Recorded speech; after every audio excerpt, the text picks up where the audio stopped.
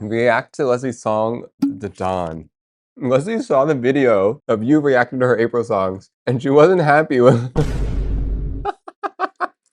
Did you see your bro was watching April Fooze music? Whoever is sending my brother April Fooze music, I'm mad at you. Do not do that. You sickos. No, I saw him. I watched him. I got it on my YouTube recommended of my brother reacting to April Fooze, okay? Nate reacted to your songs. Diabolical. Diabolical. That's so embarrassing. He's not supposed to know who April Fooze is.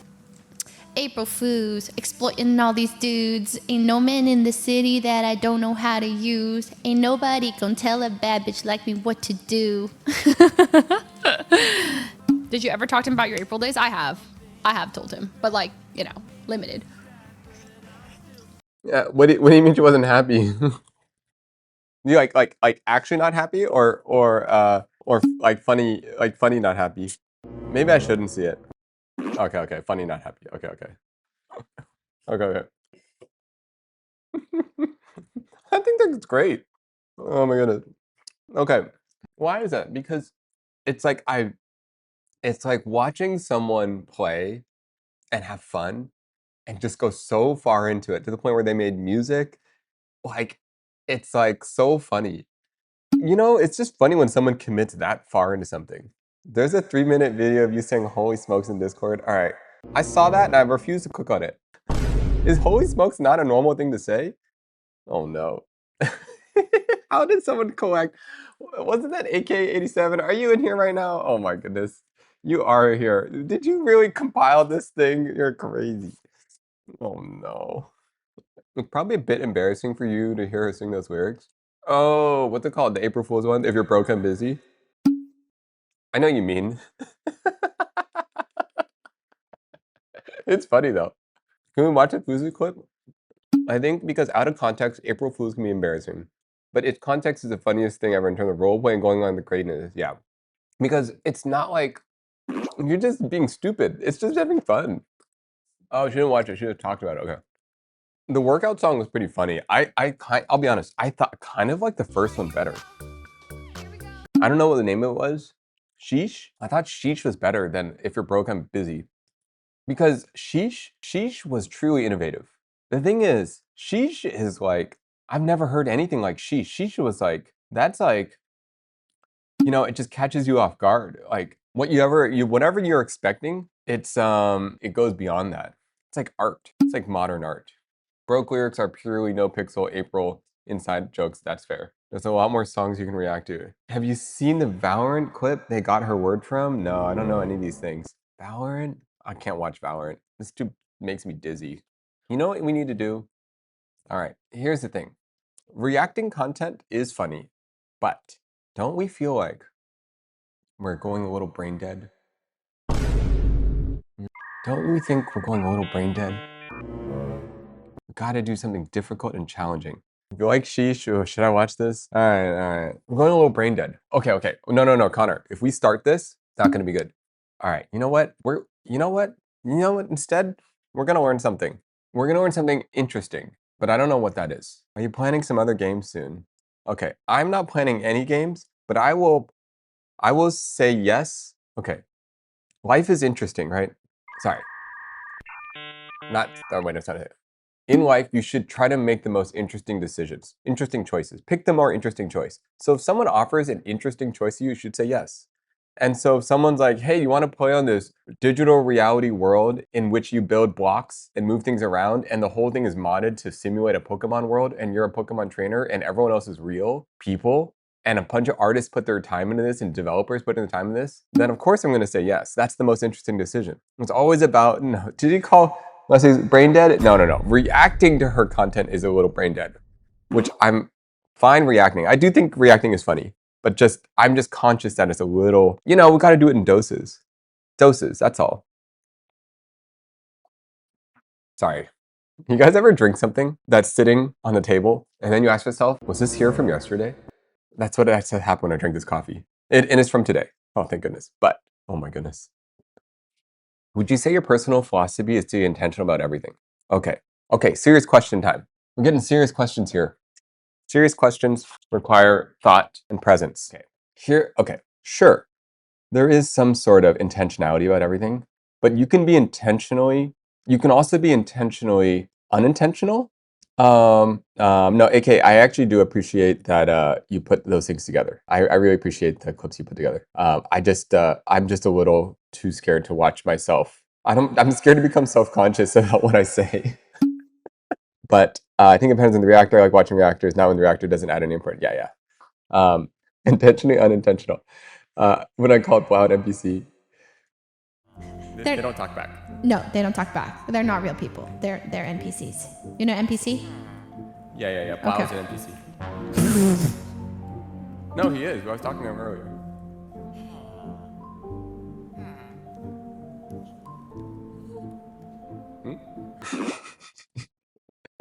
That one is intentionally okay. That one's different. When I called Blau an NPC, that was very intentional.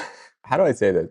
When I called Blau an NPC, I just thought it was a really funny joke because it's weird to explain your jokes, but it's funny to explain your jokes. But basically, I thought it was a really funny joke because my favorite kind of roast is the one where you're not really sure if you're roasting someone. They just sit there and my favorite thing is when they're looking back at you and they're like, "Did he just say something mean about me?" And they don't know. That's like my favorite kind of insult. And so the thing that's funny about it to me, I don't know why I'm explaining this, but the thing that's funny about it to me is that when you call someone an NPC, it's like a jab at them, right? Like no one wants to be an NPC, right? And then, but in the context of what she is asking, he's role playing as an NPC, right? But I didn't say trainer Nathan. I said Blau because Blau, you know what I'm saying?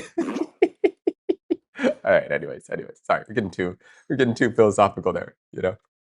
I said Blau because I'm trying to roast the actual thing. So to me, what made it funny is that I didn't say trainer Nathan. To me, what made it funny is that I said Blau.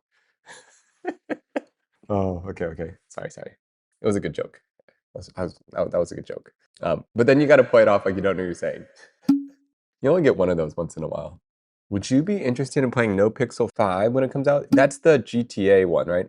I mean, if they would have me, that sounds like an incredible. Okay, once again, if someone offers you an interesting choice, you should say yes. That to me, like that's how I want to live my life. I want to live my life when the interesting decisions that are put in, you are given a box. In that box is an interesting choice. And then there's another box, a less interesting choice. Just like, why not? It's the same as Gen Z. Do it for the plot, you know? That's the whole thing. Do it for the plot. Whatever, like the plot, like live the most interesting life you can. Just say yes. Um, yeah. So if No Pixel 5 would have me, I would love to. I can't promise. I mean, it feels like pressure. I can't promise that I'll be. Um, oh, they have a sign up page. Anti-FOMO stylism. Just make the more interesting choice. Sorry. Oh, and going back to that question about intentionality. Question is about, would you say your personal philosophy be intentional about everything? Okay, maybe like I would say this. You've heard it, there's a lot of different versions of this saying, but essentially, like, are you the author of your own story? Instead of like participating in someone else's story, instead of participating in the world's greater story, like, are you the author of your own story? Can you write into existence the story you want to be living? And then simultaneously, what story do you want to tell? What story is worth living? So how do you want this story to go? And how are you active in it? Like I think that it's like these are all variations of intentionality. Like, are you waiting to live your life? Are you waiting for something to happen in your life? Or are you active in your life?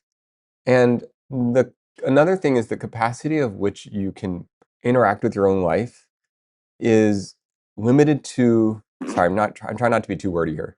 All of the things you have to play with is going to be dependent on how conscious you are of the possibilities, of your emotional capacity, of your perception of the world. Oh, I don't know. How do I explain this in a more practical, grounded way? Telling about individuation. Yeah, we could talk about that. Sure. Okay, let me just give you a practical example before we get into individuation, because individuation is like a really complicated topic. All right, I'm just gonna throw out something that came on top of my head, but it's not really gonna make that much sense. Um, um, Trying to think, what am I even talking about right now? I'm spacing out. Okay, I'll just give an example. I was eating food right now, right? I was eating this thing, some sort of healthy-ish bar, right? I had a protein shake earlier. Okay, so if we're intentional about, if we have some sort of goal that we're trying to reach, right? It could be our relationship to health. It could be our relationship to how we want to move when we're older. Yeah, it's like, so like, what is the life that you, what is the story you want to tell, right? Well, it is one in which you can be, maybe for me, it's like being a stable and caring force that is healthy, and I want a story of that I am moving and exploring in a dream world, maybe even when I'm 70, when I'm 80, I'm still exploring, I'm still doing things. The level of focus, you could choose to turn off your brain all the time. Yeah, actively. Like how active, yeah, how actively you should, yeah. You could just choose to turn off your brain and just like go with the flow, right? You can be like, well, I'm just gonna like watch a mukbang and like mindlessly eat and just blank out. You could choose to all these things, right? Or you could choose to very intentionally, like, I don't think you should necessarily do this, but let's say you're like, well, I'm going to choose to eat in silence. I'm going to choose to be aware of what my hunger level is and eat to that hunger level. I am going to be aware of what food tastes like. I like turning off my brain. Fair, okay, I know, but it's like, how do you turn your life, how do you turn your brain on? Like, practice your brain making difficult choices. It's like we all, like, I think we always want to like revert back to easy choices or patterns. And I mean, in some way, like meditation is a lot about this. Not letting your mind just kind of wander off and do whatever it wants to do, but actively like making a choice to decide, like, I want to focus on this thing. For me, it's living your life versus just surviving and letting it live you. Yeah, it's like it's like turning on your brain towards the vision of your life that you want, instead of turning off your brain and just like sinking into the most comfortable thing.